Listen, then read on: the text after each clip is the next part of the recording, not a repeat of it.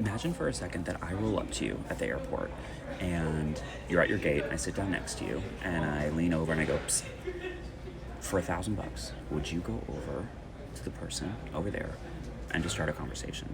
Just start a conversation. Would you walk away from our interaction $1,000 richer or $0 neutral?"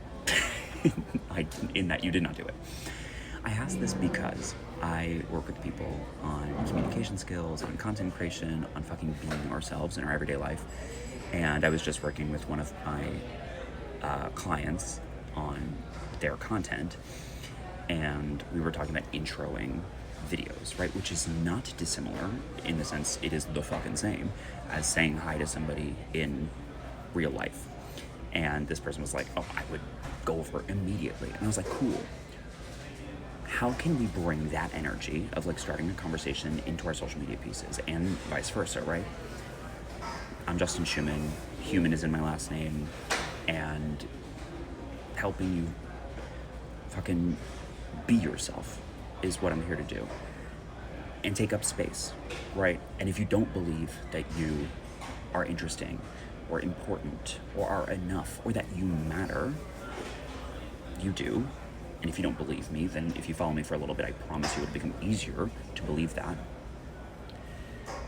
But what you're missing from your introductions, both in life and in your content, one is the belief that you deserve to take up space because you're literally about to interrupt someone else's life to say some words. Two is this lack of playfulness or specificity, which is actually a manifestation of the fact that you don't believe that you deserve to take up space, because to be your most specific and angular self, whether that is goofy, whether that is intense, whether that is intellectual, is the most honest and apparent and obvious version of you, which is like most inside, at least. You are probably much more shielded and guarded than that in life because you have curated a version of yourself that you think other people will tolerate more. You're people pleasing, basically.